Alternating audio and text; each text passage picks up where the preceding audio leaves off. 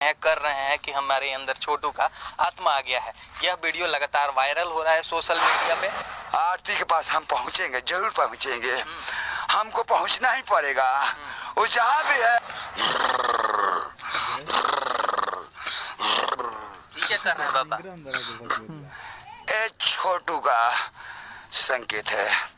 छोटू आ चुका है, वही संकेत कर रहा है। तो आत्मा आप में घुस गया है। हाँ। तो क्या कह रहा है छोटू? कह रहा है कि हमको इंसाफ चाहिए बाबा, इंसाफ चाहिए बाबा। और इंसाफ के लिए मैं त्रिशूल उठा लिया हूँ। Don't touch me, no. Om Chhotu आरती, ओम छोटू आरती, ओम छोटू आरती, ओम छोटू आरती। दोस्तों, अभी आपने जो सुना ओम छोटू आरती, यह एक सिवान जिले का बाबा है जो लगातार यह कह रहे हैं ओम छोटू आरती, छोटू आरती। यानी कि यह मुद्दा इतना चर्चित हो गया है कि बाबा में ये प्रकट हो गया है। और बाबा जब हम आए तो ये कह रहे हैं कि हम आरती को न्याय दिलाएंगे। बाबा, क्या नाम है आपका?